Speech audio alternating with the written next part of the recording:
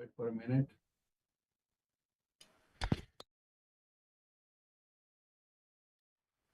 Okay. All right. So, as good evening, everyone. Welcome back. Today, I'm going to talk about sustainability. Um, so here, this is very basic. What is the definition of sustainability? Everyone knows, but again, I just will concentrate a little bit of geotechnical application in sustainability area. So, origin of sustainability idea is started this when the environmental. I mean, people are using this with the industrialization and other resource exploitation. People have started, from the 19th century, and then also contemporary environmentalism in 1970s. This idea started. So we cannot just use these environmental resources as per our wish. So degradation of the earth life supporting capacity. We need to see few things: growing awareness of the environmental problem, socioeconomic issues, and then also we need to check the impact of the current generation's decision making for the future generation. So then the definition of sustainability, obviously, they started with Go Harlem's the Berlin reports. He's Norwegian politician, started in 1987. And then also the World Commission of Environmental and Development. So basically, sustainability definition is development that meets the need to the present without compromising the ability of future generation to meet their needs. So we cannot use the resources so that we don't have anything left for the future generation. So as per the AAC definition, American Society of Civil Engineers, the set of environmental, economic, and social conditions, the triple bottom line, in which all the society has the capacity, opportunity to maintain and improve the quality of life indefinitely without degrading the quality, quantity, and the availability of the nature, economic, and social resources. I mean, it is so few things you need to check. Three, as I mentioned, environmental thing, economic, and social conditions. So the triple bottom line is basically, as I mentioned, sustainability should be evaluated in just three fundamental criteria: environmental, economic, and society. And you see here the first constraint growth model. So at the environmental, economy, and society, there's a common point that is the more sustainable development. And also there is resource maintenance model here. Environmental overall is environmental, then the society, and then economy is coming into picture. So as I mentioned, the three pillars: environmental things, environmental and biosphere should be protected by the dynamic system. As a dynamic system, socioeconomic development is necessary for all societies. Okay. Then economic. So no one group should be, bear or unfair burden for the environmental harm. Economic things, it depends on the different country also. Some developing country, they do something that is harm for the environment. Some developed country also do something that should not harm the society. Economic things, economic consideration reflect legitimate concern about the cost and affordability of the solution of the environmental problem. But economic profitability may also be achieved more environmentally sustainable action. So these are the three things, three pillars we need to check. And also the United Nations 2030 Agenda Sustainable Development, there are 17 goals of 169 associated target. So you can see here, no poverty, zero hunger. So all these things you need to check while or any civil engineering construction, we need to check all these different sustainable goals. There's another, so as I mentioned, the three pillar, now here the equity is coming in picture. So engineering, economy, environment, and equity, how they are related into this sustainable approach. So, so now this is the definition. So now I think, there is a book on sustainable and resilient engineering by Krishna Reddy and et al. So there you can find out more details about sustainable and resilience. But here I'm just going to talk about just very, very basic thing on sustainability in geotechnical engineering. So basic sustainable consideration, we need to check like a sustainable system. Example, ground improvement technique. So if you are using any waste material, okay, so instead of dumping to the landfills, you can use that. This is much more sustainable. use of geosynthetic material, reuse of the existing foundation. So instead of totally demolishing, just use that existing foundation. Geothermal energy. So you use the source from the earth, heat source for geothermal energy. Sustainable material. So again, recycle waste materials. So we're going to talk about different waste material. So coal combustion product. It can be glass, quarry fines, blast furnace slags, all these different types of material. You can use it. Or bioengineering material. You can use biopolymer, just for example, or MICP technique, Then geosynthetic material can be used. Sustainable energy, as I mentioned, so you can use instead of conventional energy using this thermal power plant, use geothermal energy. And the sustainable construction of mental and techniques, the sustainable ground improvement techniques. So we're just going to talk about what are the options for geotechnical engineering to make it sustainable. As I mentioned in the last class, we mentioned that use different types of geosynthetic material that can be used for sustainable. So geocrete and geotextiles can be used for the road construction. This is much more sustainable. Again, we need to check which one is as compared to the conventional stabilizing technique, like using cement or lime or any other stabilizer. So because that generation of that cement itself produces a lot of greenhouse gas. So people are using this like a geofoam type of material for the road construction when the soil is really very soft. So we can use that geofoam type of material. Geocell also can be used for road construction. So these are different geotechnical applications. So again, this is the foundation example. The bridge engineer choose the replace or reuse of the bridge foundation. So first one is the option one is existing foundation, and there's the new one. So you can do so, but option two you can use the old foundation and new foundation. So you can use that some portion of the replace with the old foundation. So that is much more better.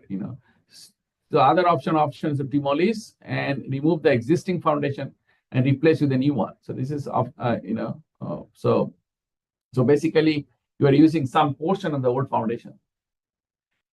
Then also can be existing one. You can use some new portion of the column. It can be added. And also some portion over here, improve the strength of the soil over here, this region. So that is option 4. So basically you are using, instead of completely demolishing, so use some portion of the foundation for the new structures.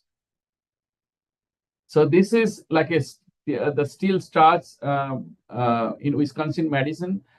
This bridge. So basically here, the temporary parts are still visible on the right to the permanent part. So basically they are not demolishing the whole, the old bridge. They're using that some portion of the pier were used for the the bridge basically. They improve the strength of the bridge. So also this is the same thing over here in Arizona. So some portion of the existing bridge is also, supported by the mass and gravity stone of the wall. So basically, they have not demolished this.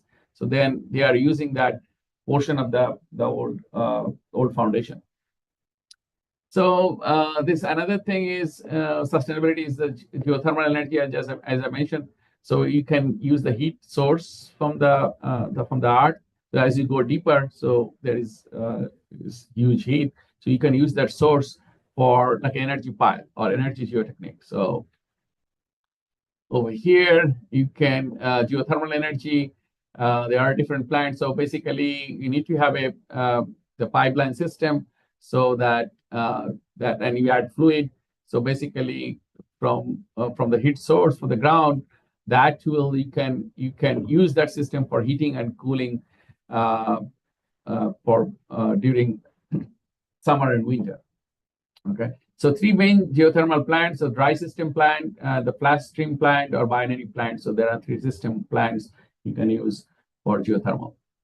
Obviously, the idea is basically, the temperature fluctuation up to a certain depth, the temperature is almost constant. So use that idea. So basically, you are using geothermal energy for heating and cooling of the house. So again, you can use for high-rise building or construction. We can use that geothermal energy for either heating the building or cooling the building.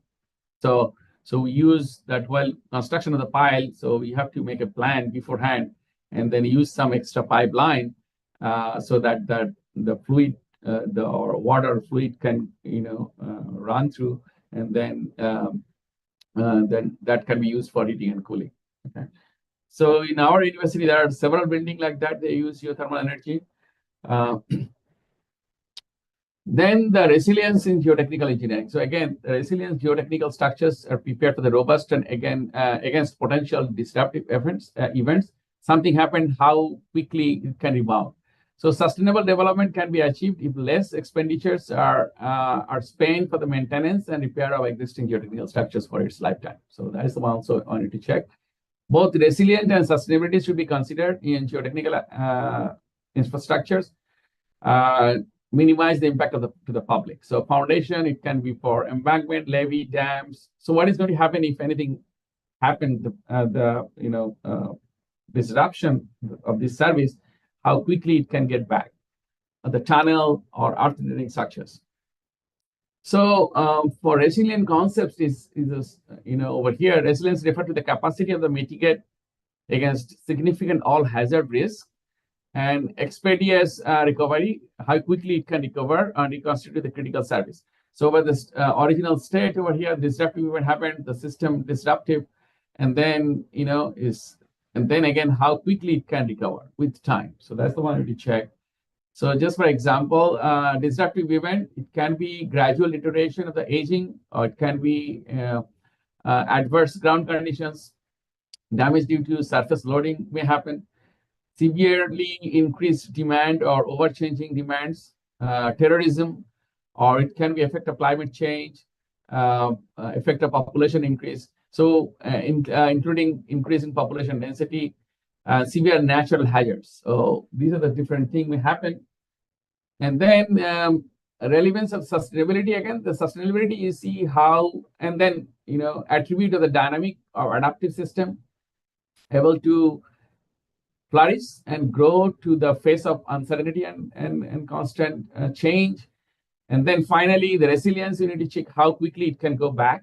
So for the system of sustainable, it is necessary to ensure that the system should inherently capable of bouncing back. Okay?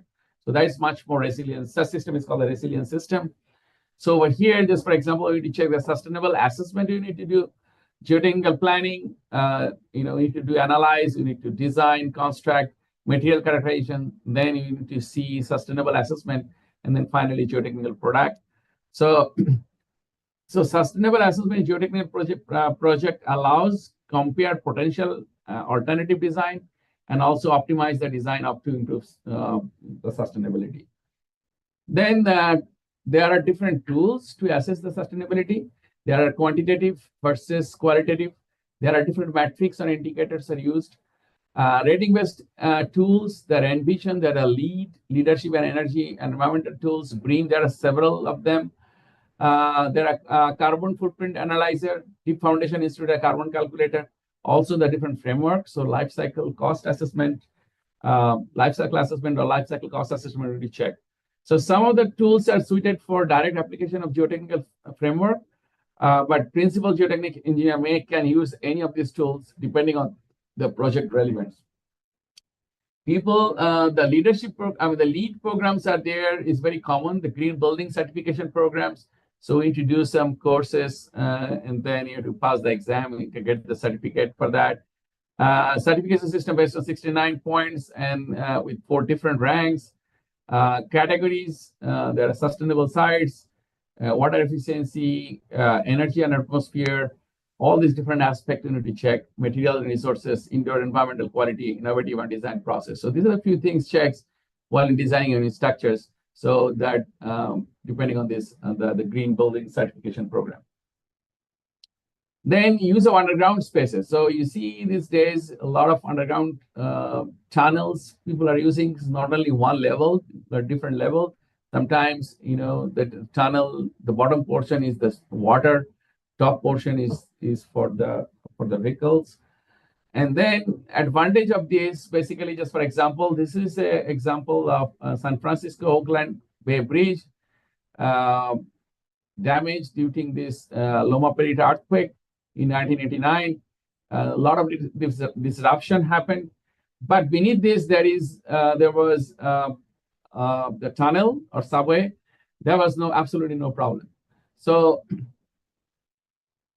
then idea of any geotechnical construction, you can use demolition or construction waste.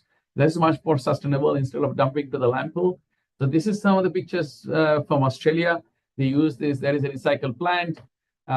When any construction happens, demolition happens, they just converted that as a recycled waste material to use for in new construction. This is how they do crossing and the stockpiling. So how there is a crusher and then different sizes of sieves, and then they can heap of different size material, and that can be used for different construction purpose. This is very common also here in our Southern Illinois area, and this is not too far from our university. There is a plant, so most of the time, if there is any industrial waste with the foundation and other, they just crush it. And then if there is an reinforcement, there is a huge magnet, they just remove that, the steel reinforcement, and then aggregate, and they crush it, and then different sizes. And then can use for for any old pavement construction, pavement construction, for not for when you doesn't need too much of strain for the pavement. And this is, as I mentioned, construction and demolition sites also close to our university. People are using this for new construction. This is how it looks like, recycled concrete aggregate sample. There are some advantages and disadvantages of this recycled concrete, but at least if you use like a 30 to 40%, the strength is quite good. So I studied some of the sample using recycled aggregate, and we did some studies on the recycled aggregate and the natural aggregate for pre-thaw durability. I think we noticed that up to 30 to 40% if you use 40% recycled aggregate, and the remaining is natural aggregate, that will give you better results in pre-thaw durability compared to if you use 100% natural aggregate. So we can use the cast brick with different sizes, recycled concrete aggregate, reclaimed asphalt pavement. Also, it can be used because it has bitumen, so you can use that bitumen also for the new asphalt road. It's very common here also in Illinois. The waste rocks can be used. So these are, instead of just dumping to the landfill, you can use it. Recycled glass, people are using this for road construction. People are using for concrete. And also very fine powder also people are using for soil stabilization. So this can be used as like a very soft soil used for as a sand material or silt type of material. So sustainability, again, geotechnical engineering, we already mentioned that the triple bottom line, economic, environmental, and the societal need. So again, the economic growth, social progress, and environmental stewardship. So again, we can see this economic and environmental, socio and economic, and also socio-environmental. So all these things you need to check, and then finally the sustainability over here falls into that. So so now I'm just going to talk about a little bit of the pavement, where in geotechnical application there are several applications, but one of the application is the pavement. More than 4 million miles of public road in US, obviously the 1 million miles of federal highway. This is old data, but still, and the expenditure for the highway is $182.1 billion. So the pavement is the integral part. So you can use that, all these different types of material in the West is much more sustainable. The pavement can impact sustainability. Just for example, you use environmental component. So you can use the energy consumption, greenhouse gas emission, noise. If the roads are smooth, that's the one you mentioned over here.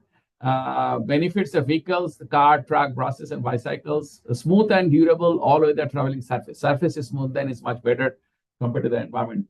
Also, the users, commuters, commercial motor vehicles, local user, and the leisure travel. So these are the different issues. So we need to check all these different things.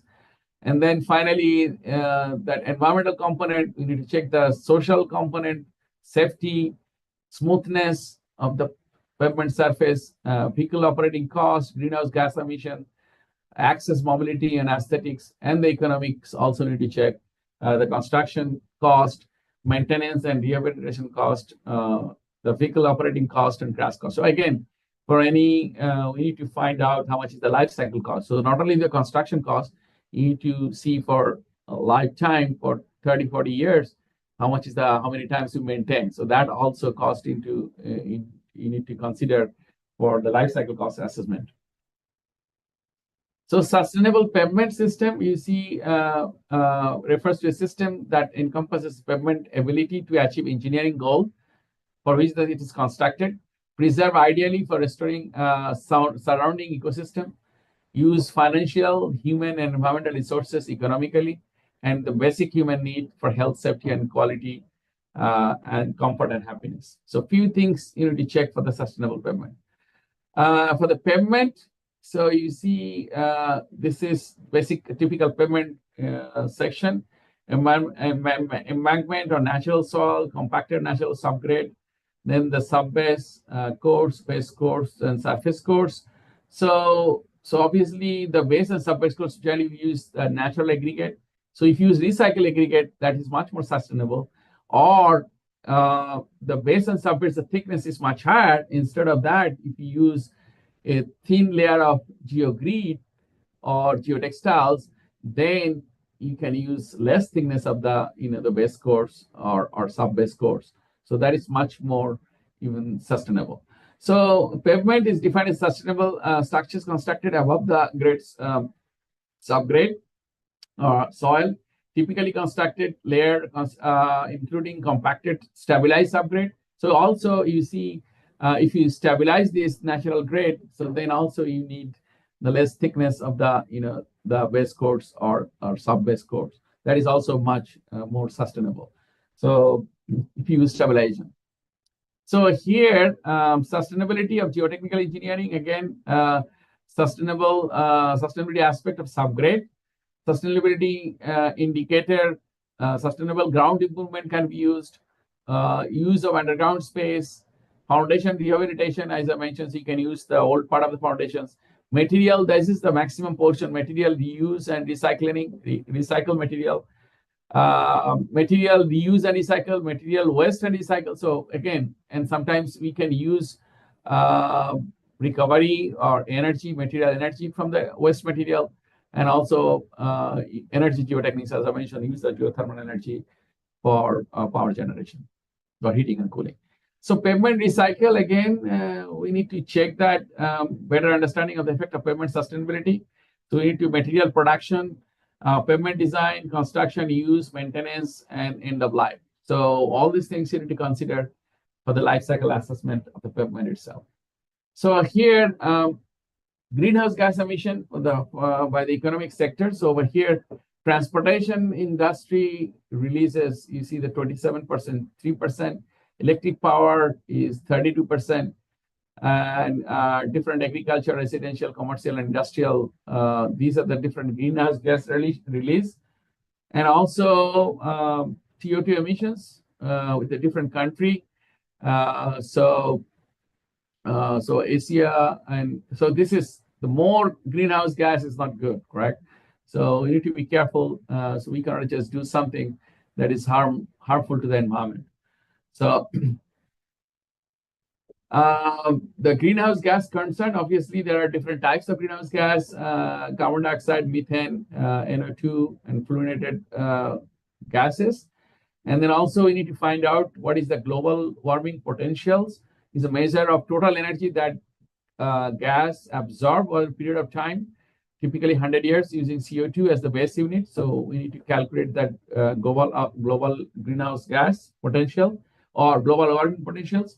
So, so again, CO2, which accounts for 80% of the US greenhouse gas emission, with 100 years of global warming potentials. So again, so integrated power panel of climate change, IPCC, then they have different gases. So methane is 10% greenhouse gas, nitrous oxide 5%, fluorinated gas is not much. So these are the different gases you need to check that really basically contribute to the global warming. So again, mostly if you use different recycled material from the industry for the pavement construction, as we are talking about only the pavement, so that can be much more sustainable. Use these reclaimed asphalt pavements from the old asphalt pavement because it has bitumen, so that can be used. You can use that recycled concrete aggregate. You can use the recycled asphalt singles. It's very common here. Also from this from the roof. So you can use it, just grind it, and then you can use it because it has asphalt. You can use the blast furnace slag from the iron industry. You can use the steel furnace slags. You can use the foundry sand also for any as a fill material. You can use for the concrete. So different application you can do basically all this waste material. Okay. You can also use for the different aggregate as a coarse aggregate, or you can use as a fine aggregate. And also you can use for, this is if you're using a concrete, you can use for sub-base and base course for the road construction or the stabilizations. Or if it is too much fines, you can use the asphalt mixer productions as a fine or dust filler. So, so there are sustainability assessment tools in geotechnical engineering, the single criteria-based tools, multiple criteria-based tools, point-based rating system. So different things, you can use it. And then also the life cycle assessment tools. You can find out what type of energy in the single, you see the single criteria matrix, the global warming potential can be used, carbon footprint and embodied carbon dioxide and embodied energy. So then how we can make the infrastructure more sustainable. So basically reduce energy consumed or construction or rehabilitation, reduce emission emitted by the construction rehabilitations, reduce consumption of natural resources. That's the main purpose. We just use, preserve the natural resource, use that recycled material, increase service life and lower cost. So again, while considering, you need to check this environmental, economic, and the society, all these triple bottom line. So, so again, I'm just going to talk about that, how these recycled material fit in. So avoid energy and emission associated with the mining. So basically, if you use recycled materials, so compared to the virgin materials, so virgin material, what you do, get it from the quarries, you just blast it, grind it, crush it, and transport it. So here, if you go to the site and the recycle site, maybe, and then where the construction site, you just portable or mobile crusher, that is much more economical. So avoid use of natural resources, as I mentioned, the same sand, gravel, and limestone. Increase service life, not an infrastructural landfill, but compared to the better, longer lasting infrastructures. And then also economic sustainability, capital, and life cycle costs can be lower in that situation. So these are two different, whether it is two different types of pavement. One is for asphalt concrete, one is that the cement concrete or hydraulic cement concrete. So you see over here, 80% asphalt concrete, which I call it the flexible pavement, 80 to 85% is the in aggregate. So if you use natural aggregate, so from the quarry, so we have limited resource. So if you use that recycled one aggregate, much more economical. Same thing also for the concrete, you see the 60 to 68% of the aggregate. So both, and then also you see the binder, asphalt binder over here 2 to 3% again. And if you use, asphalt binder is 10 to 12%. So if you use that the singles, just for example, or old asphalt concrete, so you can use some portion of the bitumen, and that much more sustainable, and it will be cost effective. So same thing also if you use some portion, you see the cementitious material 4 to 8%. Sometimes if you use recycled concrete, so some portion of the cement that may not be used or activated, so that can be used also while making a new concrete. So again, over here, cementitious materials 10 to 14% people are using different waste material or pozzoning material, fly ash, cement clean dust, or lime clean dust, or GGBS, so that it will be much more sustainable. So basically, main problem is over here that if you use aggregate, recycle aggregate, or recycle wrap or RSE, basically. So coarse aggregate, coarse grain recycled material, or fine grain, there are two different types. So you can use recycled concrete, recycled asphalt, foundry sand, bottom ash, crushed or mixed glasses, wood chip, singles, tires that people are using, making use of old tires, and people are using for different applications. It can be used making concrete, and the concrete will be lightweight, or it can be used in the backfill of the retaining wall so that it will keep less pressure on this retaining wall. Or you can use threaded plastic, also polystyrene foam. So these are recycled concrete, how it looks like, recycled asphalt concrete, recycled singles, bottom ash, granulated slags, all these different types of material, you can use it.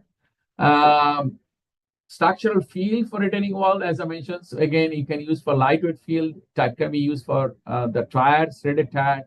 It can be used for the EPS foam for the lightweight structures. Only thing is here, you need to be careful if there is any organic solvent that spill onto this EPS, so it will just dissolve immediately. So while using this EPS foam, so you have to be careful, just put a cover on the top of that. So for embankment, it can be used for base and sub-base for the pavement and for the drainage media. So fine grain recycle, you can use for fly ash, you can use flue gas desulfurization. Sometimes people are using for in the thermal power plant, when you burn, and the coal has a lot of sulfur, it forms sulfur dioxide. We doesn't want that to release into the environment, so people are using lime so that the sulfur can be entrapped and forming calcium sulfate or gypsum. So, and that can be used as a for soil stabilization or any other base and sub-base course stabilizations. Foundry slag from the iron casting industry can be used. Paper mill waste, sludge can be used also, and dredge spoils can be used also for as a recycled fine grain material. So these are the different things. In the last class, we mentioned that lime sludge from the water treatment plant for the soil stabilization can be used. Fly ash can be used. Flue gas desulfurization, so it has more calcium sulfate or gypsum can be used, or dredge material can be used for base and sub-base, for the base and sub-base. So application field in the application of the lower strength or high compressibility acceptable. So in that situation, you can use it. High strength field with the blended with other materials, with the cementitious binder can be used. Hydraulic barrier. So there are different applications depending on the properties of the material and what are the different strength you need. Okay. So again, example of recycled material in geotechnical construction. So you can use like a piling manufacturing where recycled plastics. So you can use that. Recycled plastic pins for slope stabilization, you can use that. Recycled geosynthetic for recycled polymer. So you can use that strength analysis using shredded reclaimed plastics or fibers. So there are different applications. You can use all these different recycled material. So the practical factor to consider. So you need to the volume of availability, the sources, and delivery price. Sometimes the material is available, but you need to transport for a long distance. Then it is not economically viable. Consistency. Sometimes the quality of the material and then in the properties varies a lot. Then it's very difficult to use it. Special handling need, the dusting and moisture. Regulation, also you need to check the regulatory permitting. Engineering properties, sometimes we need to, if it is ready-made available, so we need to measure it. And then if your people are using for the past experience, if you use the similar type of material, so use that idea to use it. Geotechnical considerations, obviously we need to check that very basic geotechnical properties, shear strength, compressibility, hydraulic conductivity, durability, you need to check. So wetting, drying, or freezing thawing test. Reactivity, cementing, heating, and swelling. Leaching test also you need to, if you're using waste material, sometimes the waste material contains a lot of toxic heavy metals. So we need to do the leaching test. I think TCLP test or that column test or batch test you need to do, and then make sure there is no harmful material will be leached out to the environment to pollute soil or groundwater. Coarse and fine material, and the test scale drainage conditions. So few things you need to check. This is, as I mentioned, like you can use that coal combustion product. People are using for fly ash as an ingredient of cement itself, depending on the soil, depending on the fly ash. People are using for bottom ash, the coarse subgrade material, people for subgrade or base stabilizations. The fly ash people are using in concrete because it is a spherical particles. It can be flowable. So for flowable concrete, sometimes making some particles are lightweight, like a cyanospheres particles. So it can be used for. So this is one of my students. He did some research on the cyanospheres particles, and then we did SEM studies, and the thickness of this is this much. So it can be used for thermal insulation. It can be used for soundproof material. So then also you need to do the life cycle cost assessment, obviously, to determine evaluate the environmental impact of the product. So we need to check that. It includes the account of raw material productions, manufacturing, distribution, use of disposal, including all intervening transporting steps. So we need to check that all the process to calculate how much is the life cycle cost. And then also here, I just want to mention over here, this is in US, the coal combustion product. And in EU, India is more than 300 million tons. If you use it for different purpose, that will be more useful. But several issues you see is the landfilling, groundwater contamination may happen, bulk storage spills. This is the things happen in Ohio because of ash pond. It just flow and that basically flooded and it create a lot of issues. So again, different application. The coal combustion product can be used for cement, concrete, flowable fill. As I mentioned, it can be used as a mineral filler. It can be used for geopolymer. So other ashes also can be used, bottom ash or lagoon ashes. And also the lime clean dust, cement clean dust, and other slag material can be used. Recycled asphalt pavement, as I mentioned, or recycled concrete pavement also can be used for pavement rehabilitations or mining and crossing of the existing pavements that can be used also. So again, here in recycled concrete, asphalt and concrete is a huge quantity is produced in US. So people are using that. 123 million tons are used for wrap and also hot mix asphalt because it has bitumen. So people are using that bitumen to reuse. Okay, retaining wall backfill sometimes is hot mix asphalt because it's a coating of bitumen, so water can flow quickly. So for the retaining wall backfill, we need a granular type of materials. If you use that wrap material, then water can flow quickly. So it's free draining material, so that the water the pressure on the retaining wall will be much less. Foundation course, it can be used, pipe bedding, stabilized techniques, so there are different applications you can use it. Then again, as I mentioned, sustainability is not a buzzword, so people are really using this. And then also infrastructure project and rating system. There are different transportation geotechnical methods of field offers many sustainable opportunities. Sustainable assessment tool, there are different softwares out there. You can use that for measure the carbon footprint, CO2 gas emission, all this stuff. Life cycle cost analysis, energy saving, and there are SEMA Pro and other softwares that are available. You can calculate. Sometimes it's very difficult to estimate all these, for the old material when you're using. So what type of material initially, for the production of the initial, so how much different, what are the properties of that material initially? And then it is difficult to find out from the initial in the construction time. And again, it can be used for the pavement. As I mentioned, so you use for just for example geosynthetic for the pavement. If you use reinforcing material, that can be, as I mentioned, it can be used for the separator. It can be used for the reinforcement. In the last lecture, you mentioned application of geosynthetic material. It can be used for the drainage. So if you use geosynthetic material, that can be used for, so when basically the clay is there, can be used as reinforcement.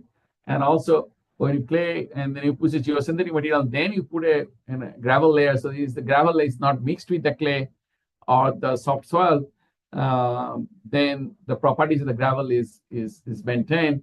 And also it can be used for the reinforcement. So when you use a geosynthetic material, sometimes you need to use this, the thickness of this, the base course or the sub base course, the aggregate layer can be drastically reduced. Okay. Then if you're using like a geosynthetic material over here, so again, as I mentioned, this is the first left figure is without geotextiles or geosynthetic material. This is with geosynthetic material. So you see, this is the problem here. You need a lot of maintenance because if rotting takes place, here it is not. So use of geosynthetic material can help. So this is much more sustainable in long run.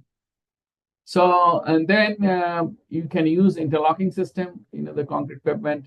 So or permeable pavement, so that can be used for more sustainable. So these are the different things. As I mentioned, it's nothing much. So basically, how to use all these different waste material in your geotechnical construction. It can be mostly, I talked about the pavement, but there can be any other application. So highway design for the pavement, or soil stabilizations, or for making concrete, or retaining wall backfill, or slope stabilization. All different applications can be used for the different types of waste material. Okay. And these are the different references where from I took all the materials from. I think that's all. Okay.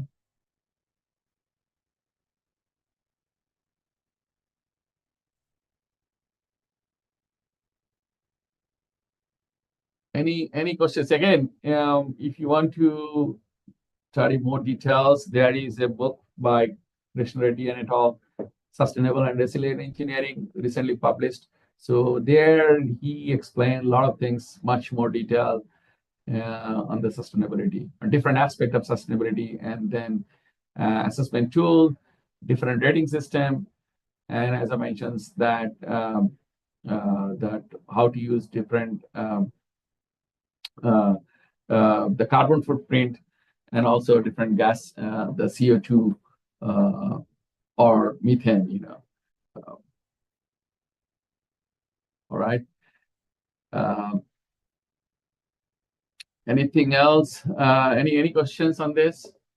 So basically, the idea is just use material and judicially, and then to maintain that the three sustainable goal, basically, So social, economic, and environment, three things.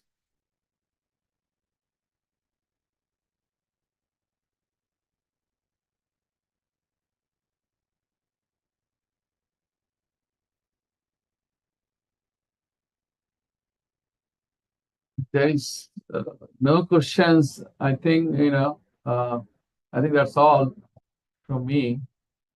Thank you, sir. All right, and I will send the quiz questions to Dr. Hemant Shore today, and then people can use it. They can use it for tomorrow's test. Yes, sir. Okay. And yeah, I think that's all. Thank you, sir. Thank you, everyone. Thank you, sir. Thank you so much, Professor. Thank you so much, Professor. This is Dr. Jayapal from NIT Jamshedpur. Okay. So thank you so much for all your knowledge sharing, and I would very sincerely appreciate your high level of energy that you have right from evening 6 to night 11:30 continuous lectures. So yeah, because there's so many topics, I need to just go quickly everything. So. It will be better if you could share all the papers. Yeah. I mean, if I get the email address, or if you send an email address, I mean, if you can send an email to me, I can send.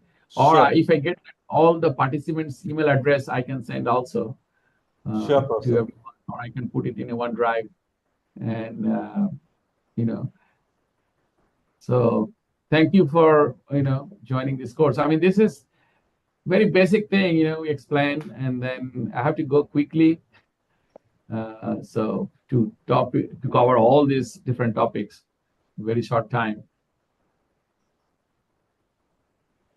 Thank you, sir. All right, thank you so much. Thank you, sir.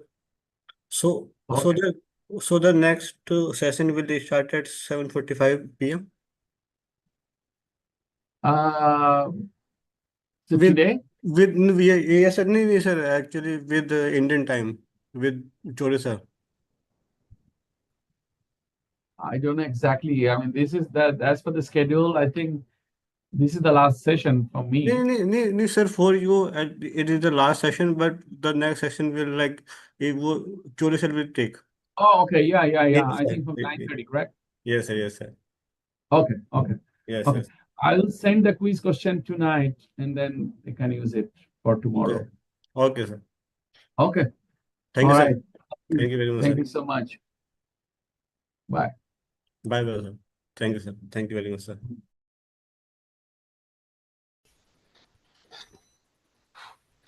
Am I audible?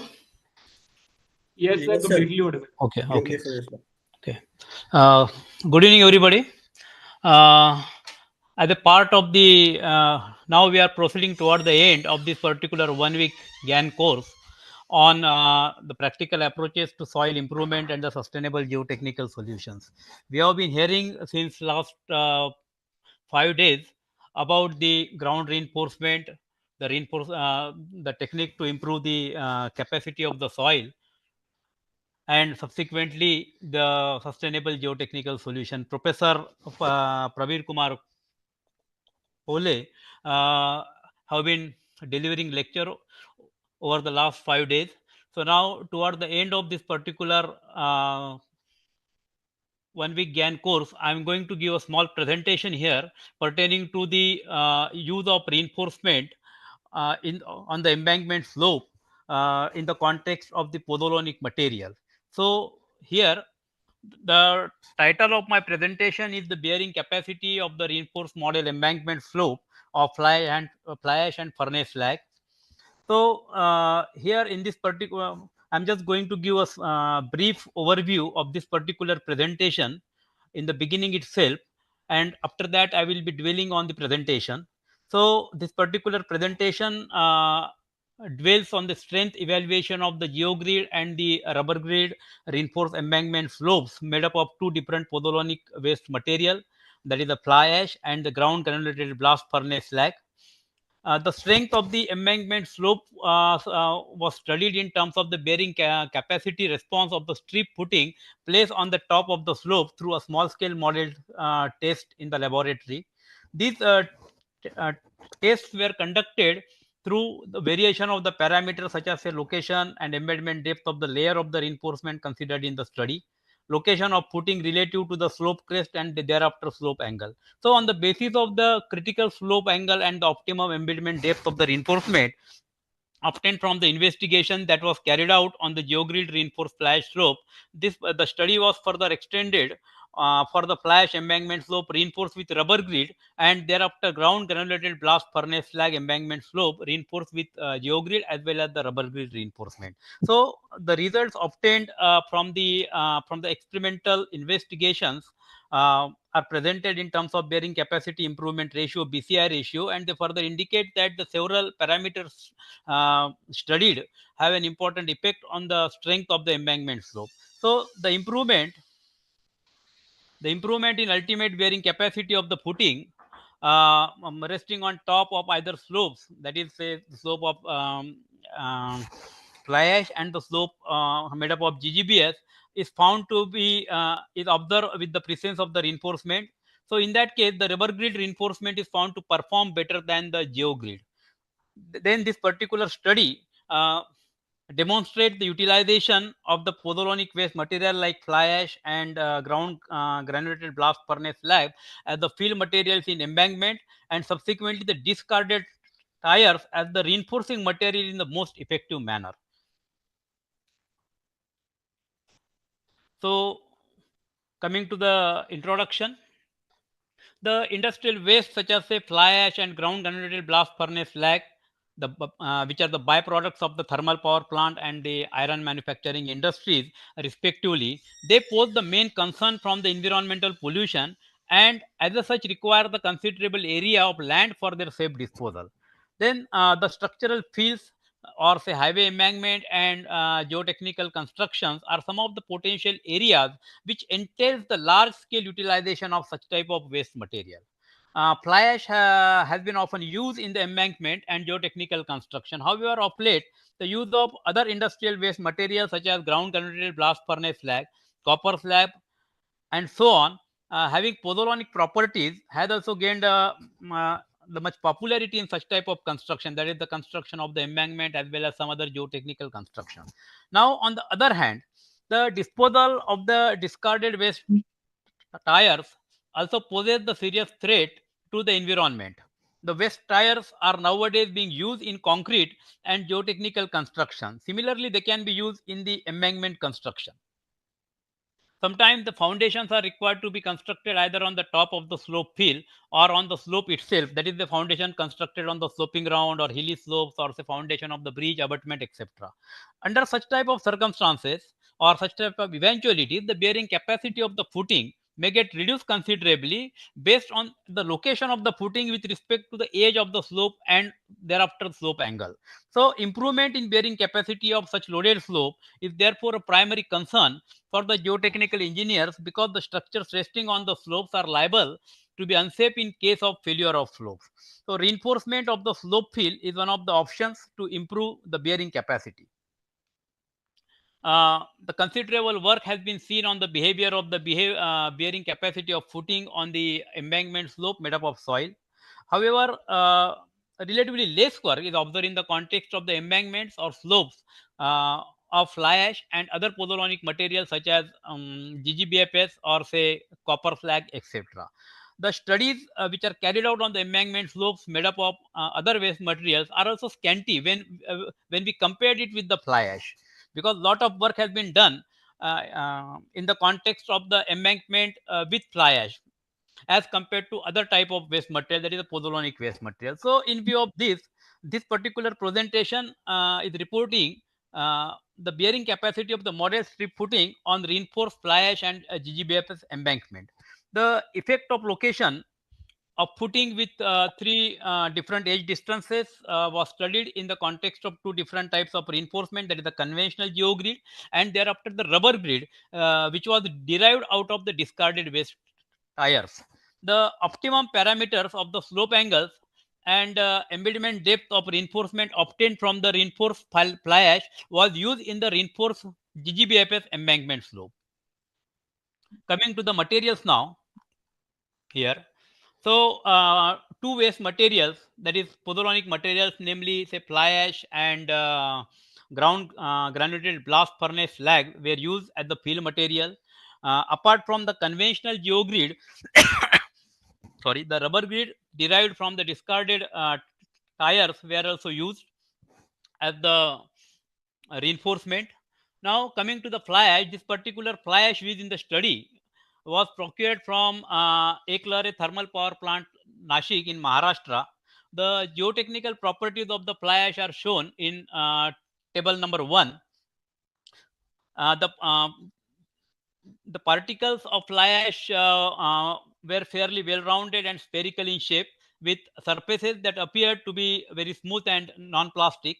We can see here figure 1 that indicates the SEM, that is scanning electron microscope graph for fly ash, and beside that the another figure is there which shows the same image of the GGBFS. So the grain size distribution of the fly ash is also shown here. Grain size distribution of fly ash is shown here. Grain size distribution of GGBFS is shown over here. And these are the chemical composition you can see from table 2 and table 3. They show the chemical composition of both the pozzolanic material. So far as this GGBFS is concerned, the GGBFS used in this particular study was made available by the JSW Cement Industry, Raigad, Maharashtra. We have already seen the same image of the GGBFS particle. We have seen the geotechnical properties of the this particular material GGBFS in table 1 itself, and thereafter chemical composition also we people have seen in table 3 for the GGBFS. Now coming to the particulars of the reinforcement here. So already I have mentioned that the two reinforcement we have tried here, geogrid and rubber grid. Basically, the objective was to examine the efficacy of the rubber grid, which otherwise would have been the waste material. So this rubber grid was derived from the discarded tire waste. So it was compared with the geogrid. Its performance was compared with the geogrid. It was the main objective. So coming to the geogrid, so a commercially available polymeric coated polyester geogrid of 1 mm thickness was used in this particular investigation, which was made from this particular geogrid was made from high tenacity polypropylene rods, which are polymeric coated. Different rib layout pattern give rise to different styles of unidirectional, bidirectional products. So here, bidirectional geogrid was used.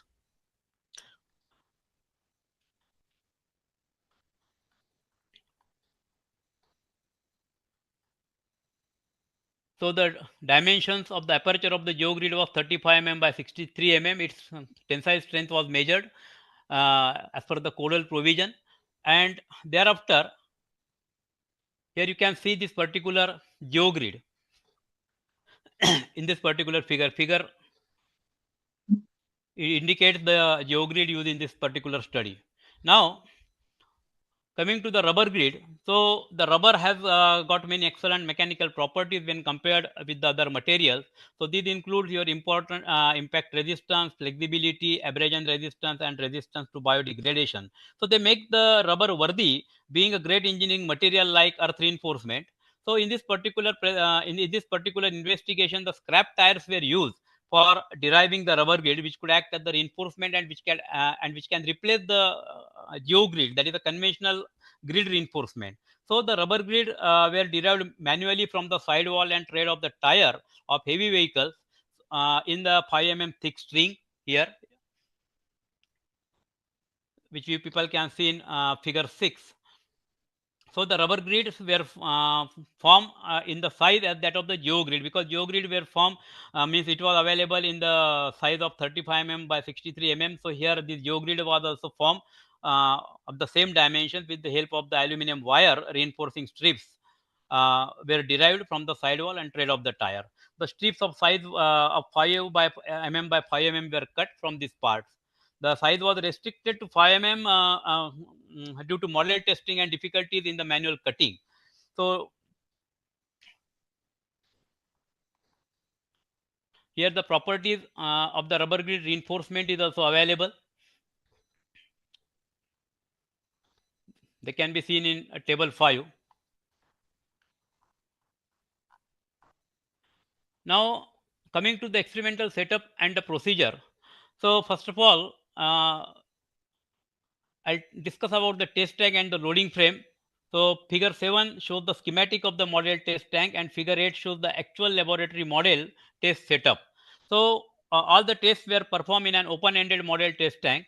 The inner the dimensions or that is planar dimensions of the tank were 2.4 meter by 0.31 meter, that is a 2400 mm by 310 mm with the depth of 900 mm.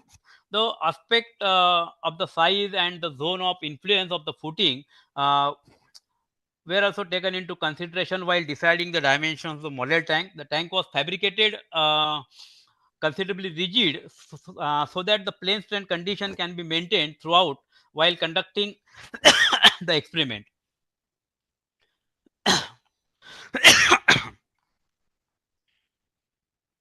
So this particular test tank was provided with the horizontal sliding arrangement, the specially fabricated load device, oil pump, hydraulic jug, etc., with attached probing ring for the vertical load measurement. The roller adapter, that is 80 mm long and 70 mm in diameter, was aligned longitudinally on the model footing by sliding and fixing the position of the hydraulic jug on a loading frame. The calibrated probing ring of maximum capacity of 80 kilonewton was connected to the hydraulic jack with the mild steel extension rod here. The roller adapter was attached with the probing ring for applying the load on the model footing.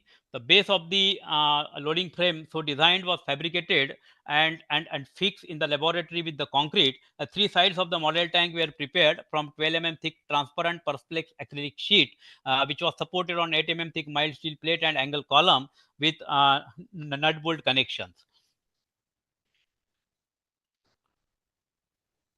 So this was done to facilitate the easy visualization of the failure of the embankment on part of the observer.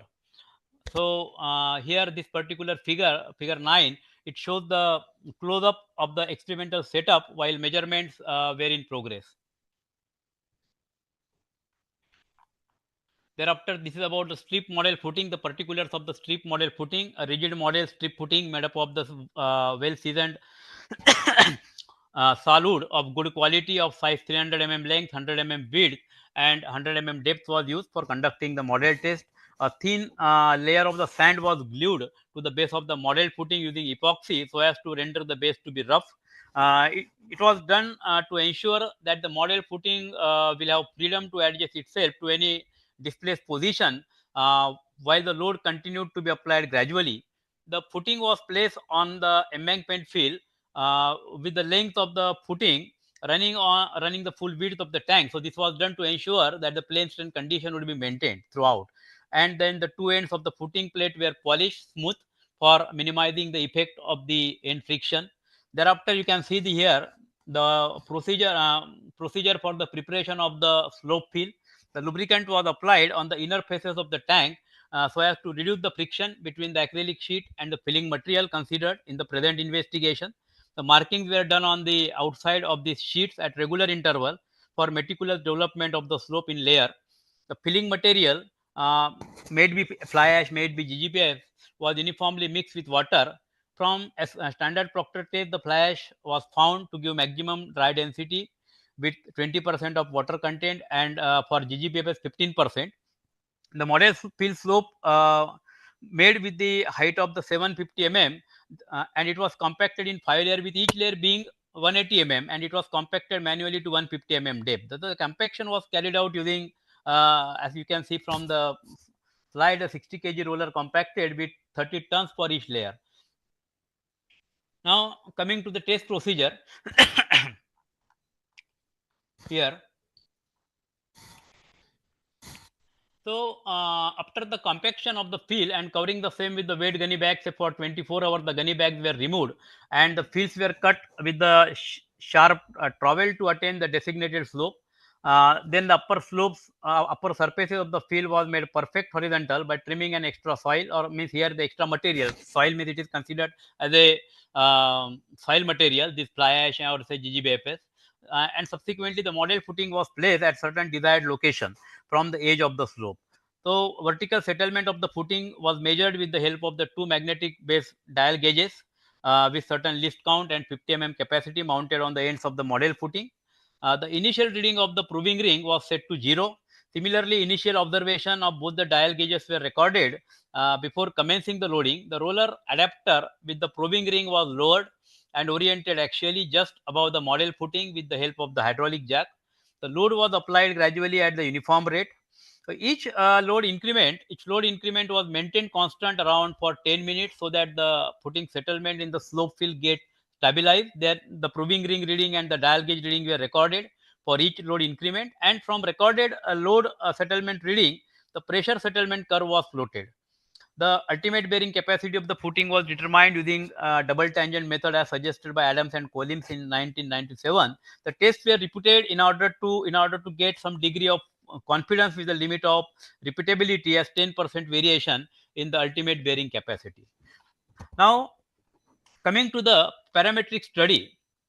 So here, based on the findings of various researchers, the various test parameters was taken for this particular investigation here, which are shown in table 6, which is there in the next slide. And here figure 10, you people can see it is the geometry of the parameters for laboratory model test. So here this is the model embankment, you people can see.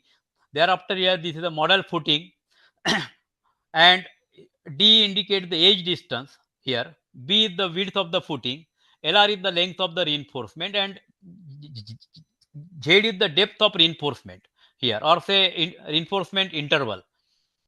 And here this is the slope angle. Here you people can see the various variables which was considered in this particular experimental investigation. Here this particular slide is showing all those parameter. Basically two filling materials were considered, that is the fly ash and GGBFS, and three different types of tests were carried. Firstly, the test was carried out on reinforced fly ash slope. Second one was carried out the test was carried out on the fly ash slope only, but in that case the single layer geogrid reinforcement was provided. And thirdly, the same slope, means the slope of fly ash material only, but here the reinforcement, instead of geogrid, the reinforcement used was the rubber grid. And the constant parameter you people can see here, and the variable parameters you people can see. So far as the rubber grid reinforcement is concerned, for that only optimized parameter of Z by B and the critical angle, which proved to be 45 degree, as observed from the experimental studies on the reinforced geogrid reinforced slope. So it was conducted, and edge distances were kept same, and similar analogy was followed for the GGBFS slope also. So in that case, unreinforced slope was carried. For the unreinforced slope, only a 45 degree slope was considered, which proved to be critical one from the previous fly ash reinforced slope.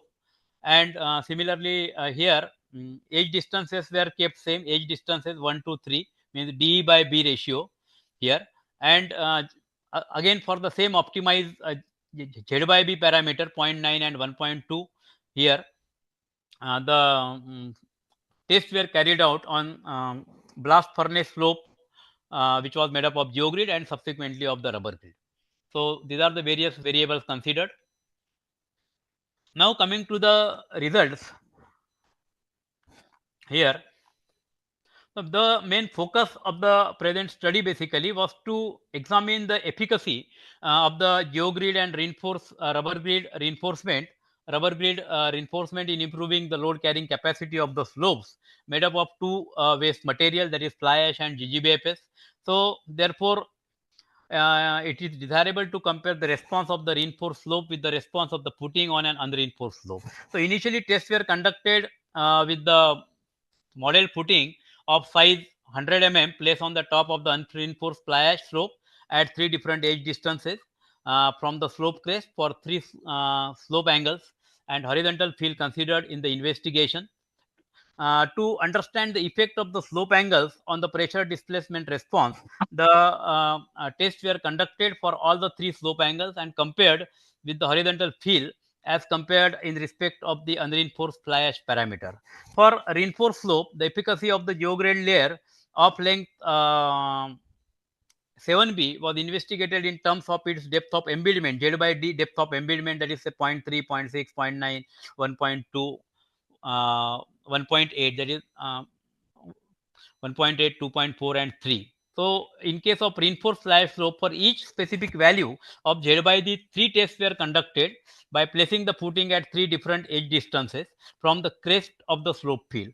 And pursuant to this, the efficacy of the rubber grid was studied in the context of the critical slope angle and the optimized embedment depth, that is say 0.9 and 1.2, as seen from the geogrid reinforced fly ash slope for all the three edge distances. Now, in the context of the GGBFS embankment, the investigation was carried out using geogrid as well as rubber grid for critical slope angle and the optimized embedment depth, that is a 0.9 and 1.2, and for all the three edge distances, that is D by B equal to 1, 2, and 3. And further, in order to express the bearing capacity with respect to the level surface, the investigation was also carried out with the horizontal field for the unreinforced embankment slope, fly ash, and GGBS. Now, here we can see here I have indicated the result graphically for the reinforced fly ash slope. So, typical pressure settlement response in respect of the unreinforced fly ash embankment slope corresponding to all the slope angle, and unreinforced GGBS embankment corresponding to one slope angle of 45 degree is indicated here. The pressure settlement response you people can see here. So, pressure settlement response characteristics for the unreinforced slope for D by B equal to 1, and the typical pressure settlement curve for the geogrid reinforced fly ash slopes in respect of the three slope angles and three edge distances corresponding to embedment depth ratio of 0.9 considered in this particular investigation are also indicated here in the figure. You can see 12A, B, and C.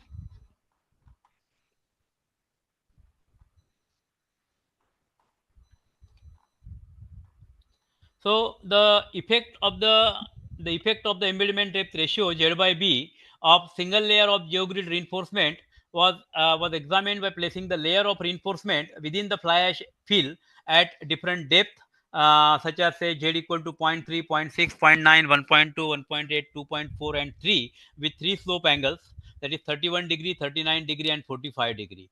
The bearing capacity improvement of footing on the reinforced slope is also represented by the non-dimensional parameter called bearing capacity improvement. The variation of the bearing capacity improvement with different embedment depth ratio for all the three locations of the footing with respect to the slope crest DE, and further for all the three slope angle considered in the present investigation is shown here in this particular figure 13. So, from this particular figure, it is seen that the improvement in the bearing capacity of such slope depends upon the depth of the embedment of the reinforced layer and also on the edge distances. For all the slope angles under consideration, the bearing capacity improvement increases with the embedment depth Z by B up to certain critical value, and thereafter it decreases. With further increase in the embedment depth ratio. So, irrespective of the distance of the footing from the edge of the slope crest. So it can be seen from this particular figure that the maximum value of the bearing capacity improvement is obtained when the ratio of embedment depth lies in the range of 0.9 to 1.2 in respect of almost all the cases of the reinforced fly ash slope considered in this particular investigation. So this is an indication of the fact that the maximum range of improvement occurs when the embedment depth ratio Z by B ranges from 0.9 to 1.2, and in this range the plastic failure zone of the fly ash slope is intercepted by the geogrid reinforcement layer, and the stress distribution is extended much below it. So this results in the spreading of the footing load onto a wider area beneath the reinforced zone of the fly ash embankment, which is formed by relatively rigid region of the fly ash material and the reinforcement directly underneath the loaded area. So this deep footing effect basically leads to an improved load carrying capacity of the footing.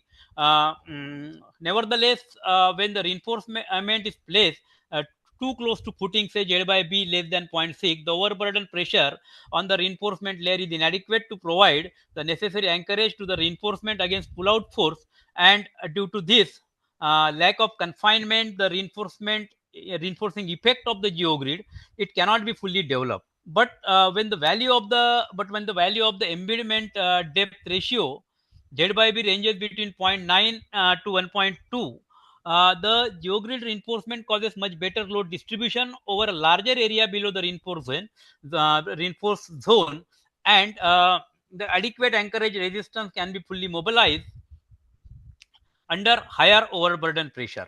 So this improved load transfer mechanism result in the optimum utilization of the tensile strength of the reinforcement.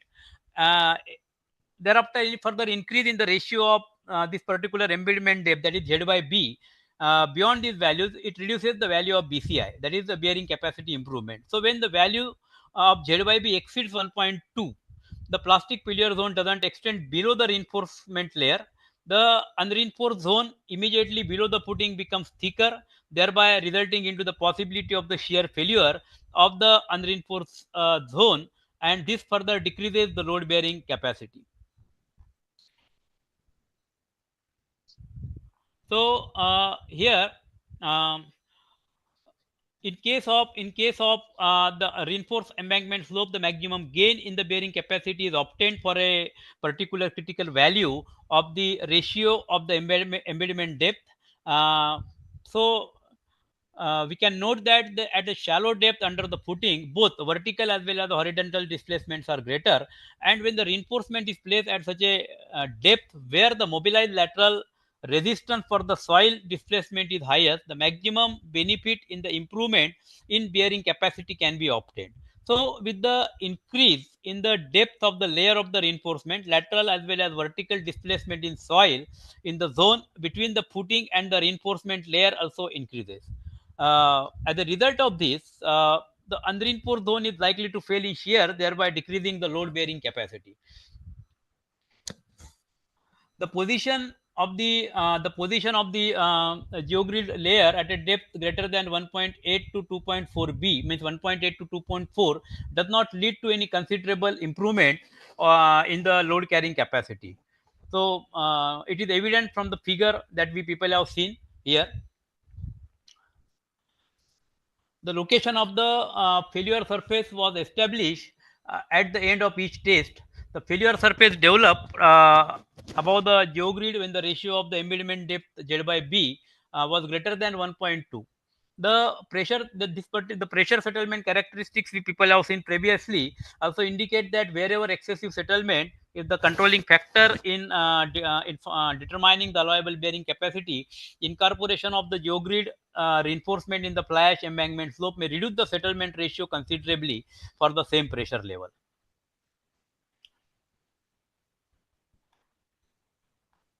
Uh, Thereafter, here in this particular table 7, we can see the percentage increase in the ultimate bearing capacity of the geogrid reinforced fly ash slope for different Z by value and with respect to various edge distances.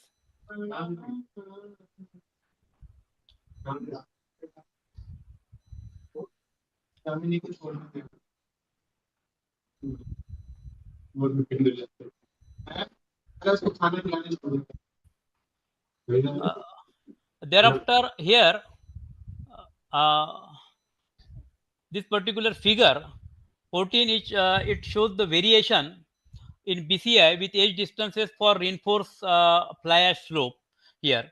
For different angle, you people can see here 14 ABC. So from this particular results, it can be observed that with the increase in the edge distances from 1B to 3B, the bearing capacity improvement is found to decrease here from 1.40 to 1.27, 1.43 to 1.31, and thereafter 1.8 to 1.48 in case of the slope angle of 31 degree, 39 degree, and thereafter 45 degree respectively. So it is observed in a nutshell that with the decrease in the slope angle, the bearing capacity improvement, BCI value increases.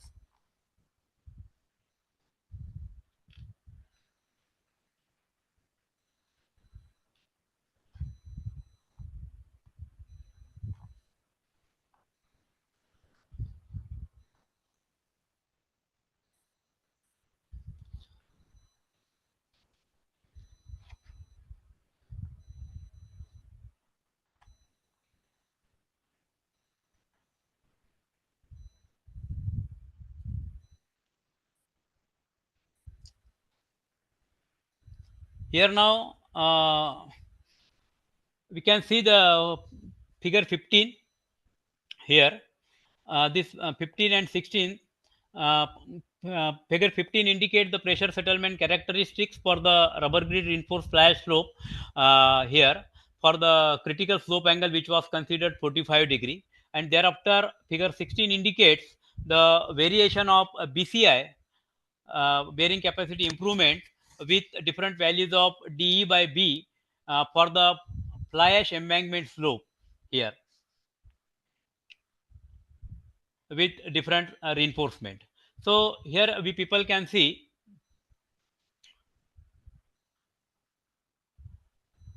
the performance of the rubber grid is superior as compared to the performance of the geogrid.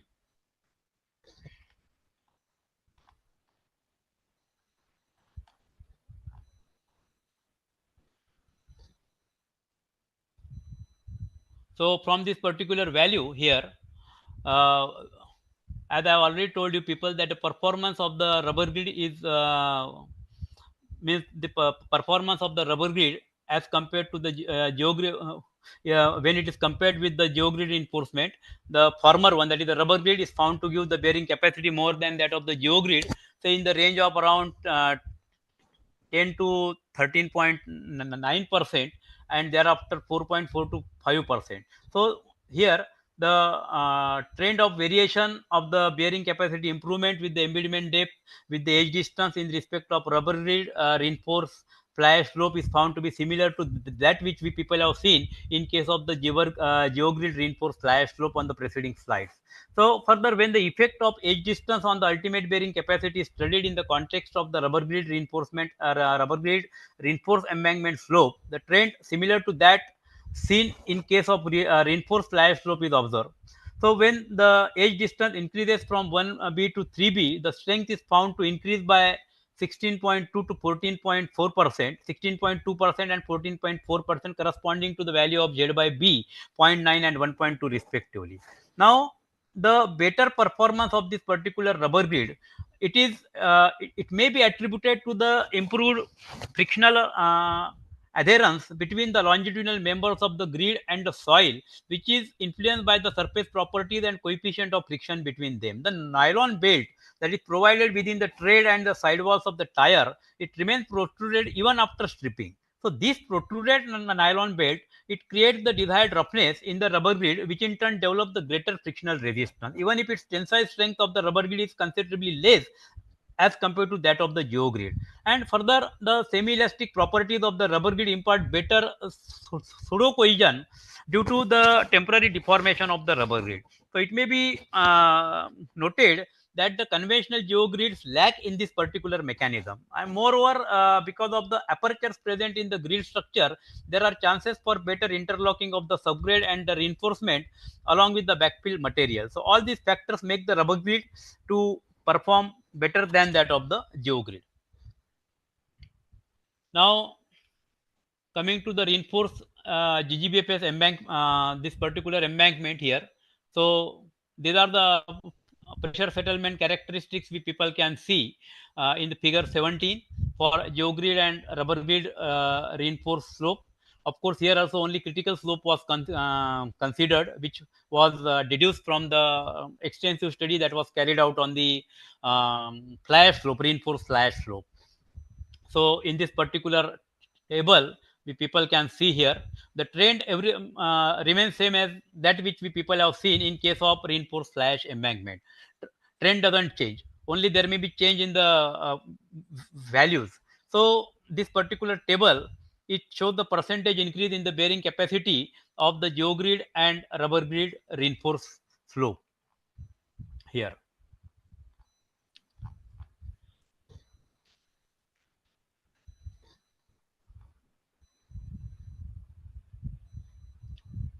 So here also it is we people can say, we people can find here the ultimate bearing capacity of the GGBFS embankment. It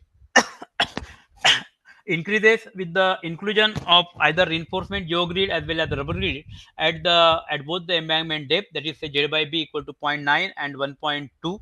The bearing capacity was found to increase in the edge distance from crest of the slope. When compared with the unreinforced GGBFS embankment, the bearing capacity of the geogrid reinforced slope was found to increase in the range of 13 to 15 and 13 to 15% and 11.2 to say 12.20%. For the embedment depth of 0.9 and 1.2, the bearing capacity is found to be slightly on higher side for the embedment depth ratio Z by B of 0.9 as compared to that observed for the embedment depth ratio Z by B of 1.2. Similarly, the bearing capacity of the rubber grid reinforced slope was found to increase in the range of 20%, 20.3% say to 36.5% and 39 to 40% respectively, corresponding to the embedment depth of say 0.9 and 1.2 respectively when compared with the unreinforced GGBS embankment. So further, the bearing capacity is found to be slightly on higher side for the embedment depth of 1.2 as compared to that observed for the embedment depth ratio of 0.9.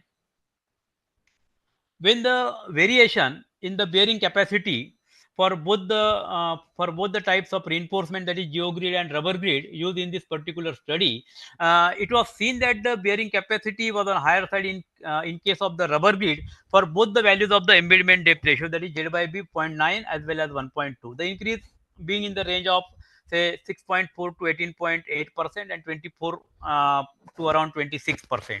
So this particular trend is similar to that seen in respect of the rubber grid reinforced fly ash embankment slope.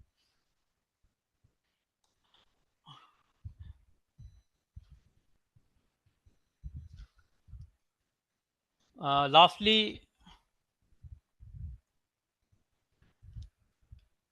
geogrid reinforced horizontal fill. So few results I am presenting over here. The results obtained in view of the limited experimental investigation that was carried out in respect of the reinforced and geogrid reinforced horizontal fill made up of the fly ash and GGBFS respectively, they are presented in this particular table. The values of bearing capacity of the unreinforced fly ash and GGBFS horizontal embankment fill and embankment slope here, embankment slope of 45 degree with respect to edge distance of 3b are presented in this particular table. Similarly, the values of the bearing capacity of the geogrid reinforced horizontal fill of fly ash and GGBFS with respect to Z by B equal to 0.3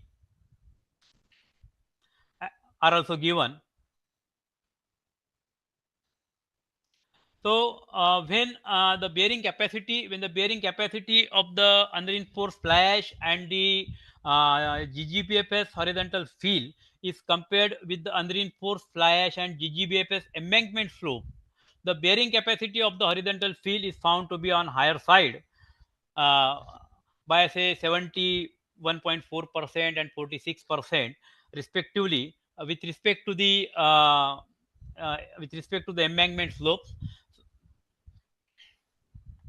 Similarly, for the geogrid reinforced fly ash horizontal fill with layer of reinforcement placed at Z equal to 0.3b, the bearing capacity was found to be with respect to horizontal fill was observed to be around say 124 fly ash slope.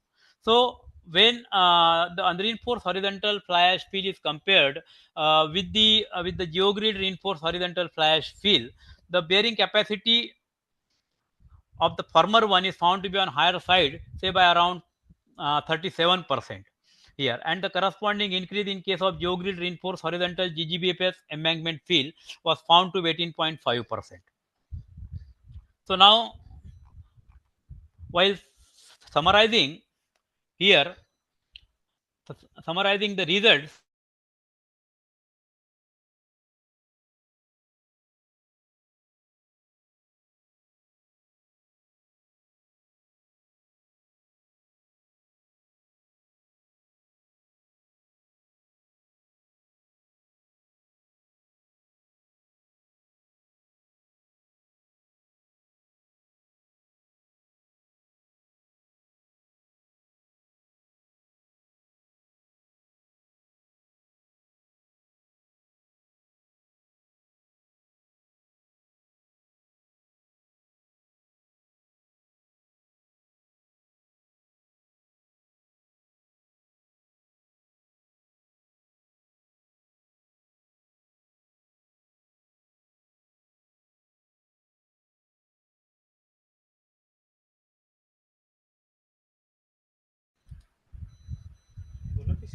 हाँ या बोला किसी ने Yes, sir, your sound is coming. You can start. Share the screen.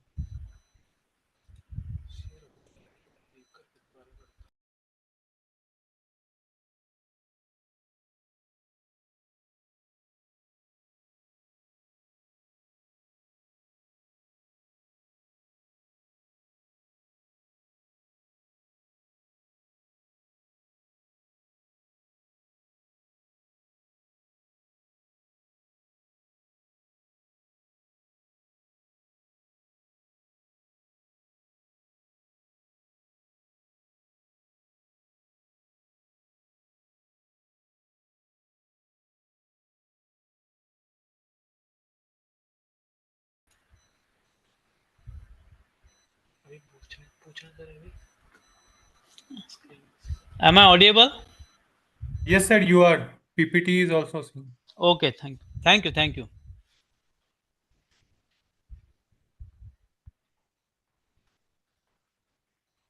So I think I was discussing about I was summarizing the findings of this particular experimental investigation here. uh, Here, on the basis of the result that I have discussed, uh, now I'm going to summarize the findings in a nutshell. So, means in briefly, the embankment made up of the industrial waste material such as fly ash and GGBFS, it can be provided with the steeper slope than the angle of internal friction of the fly ash and GGBFS. The inclusion of both the types of the reinforcing material, that is geogrid and rubber grid, at suitable location within the slope field significantly enhances the capacity of the footing on such slopes. The optimum benefits are likely corresponding to the embedment depth ratio of 0.9 and 1.2 so far as this particular investigation is concerned, and so far as the parameters which we have considered. The bearing capacity of the footing decreases with the increase in the slope angle. For the unreinforced and reinforced fly ash embankment slope, the decrease being in the range of 1.3 to 29.5% and 0.9 to 15.9% in case of the unreinforced and geogrid reinforced fly ash embankment slope. The edge distance is found to be one of the important influencing factor on the load carrying capacity of the slopes, and in general the bearing capacity increases with the increase in the edge distance irrespective of the unreinforced and reinforced embankment, and further irrespective of the material. So the increase is in the range of say 31 to 80% and 49 to 89% in case of the geogrid and rubber grid reinforced fly ash slope. The corresponding increase in case of the geogrid and rubber grid reinforced GGBFS embankment was found to be in the range of 11.6 to around 14.9% and thereafter 20.3 to 40% respectively. The bearing capacity improvement initially increases with the increase in the embedment depth ratio up to 1.2 and thereafter decreases irrespective of the edge distance and the slope angle in case of the geogrid reinforced fly ash slope. So it seems that the reinforcement at a depth greater than 1.8 times the width of the footing doesn't improve the load carrying capacity, and notwithstanding the BCI values, they show the reduction in magnitude with the edge distance for the given embedment depth ratio. When compared with the performance of embankment slopes made up of two different waste material, that is a fly ash and GGBFS, considered in the present investigation with respect to the critical slope angle and other common parameters such as edge distance and embedment depth ratio, the strength of the embankment slope made up of fly ash is found to be on higher side. So when compared on the basis of the performance of two different types of reinforcement, that is geogrid and rubber grid, the rubber grid was found to perform better than the geogrid. So when the rubber grid was used as the reinforcement at optimum embedment depth ratio, the ultimate bearing capacity was found to be on higher side in case of fly ash and GGBFS embankment respectively. Thereafter, when the load carrying capacity of the unreinforced fly ash and the GGBFS horizontal fill was compared with the embankment slope of the same material, here the capacity of the horizontal fill was found to be on higher side, that is obvious also, by 71.4 and 46% respectively. The strength of the geogrid reinforced horizontal fill, that is fly ash and GGBFS, was found to be on higher side here by 18.5% to 36.75% as compared to the unreinforced horizontal fill. So here, pursuant to the aforementioned conclusions, the load carrying capacity of the embankment slope made up of two different materials used in the present investigation depends upon the various parameters such as the slope angle, edge distance, location of the reinforcement within the slope field. The investigation confirmed the effective utilization of the industrial waste material such as fly ash and GGBFS as the fill material here, and the discarded waste tire as the reinforcing material for their bulk utilization in the geotechnical applications, particularly for the road and rail embankment. So here, with this, this is the end of the presentation. The objective was not to provide basically the research result or all those things. I just wanted to demonstrate how this particular fly ash and GGBFS can be used as the potential material as a part of substitute to the natural soil here for the application in field or say embankment. And thereafter we are talking about the conventional reinforcement. Suppose here I was concentrating only on geogrid reinforcement, so it is a polymeric reinforcement. On the other hand, we people are facing, or say all over the world, the problem of the disposal of the discarded waste tires is being faced. So here the objective was to demonstrate how we people can effectively use the discarded waste tire, how we people can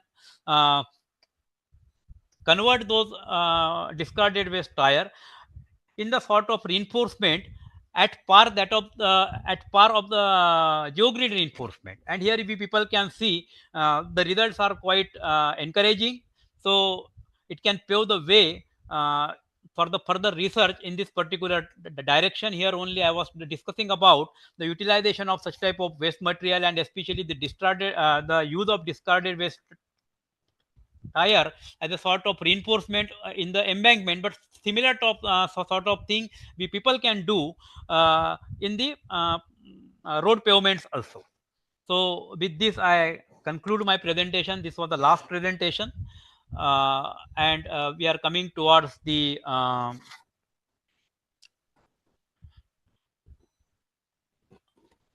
Thank you, sir. we are coming toward the end of this particular thing. So I think my students have already, the student coordinators have already informed that tomorrow there will be an examination.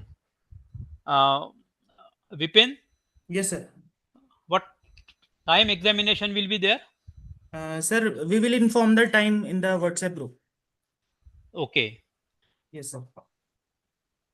Okay, thank you, sir. So on the behalf of organizing committee, we extend our deepest gratitude for all the participants for your commitment and for making this course a truly memorable and impactful event. We wish you all the best in the future. Thank you. And about the tomorrow examination, we will inform in the WhatsApp group. Thank you. Good night.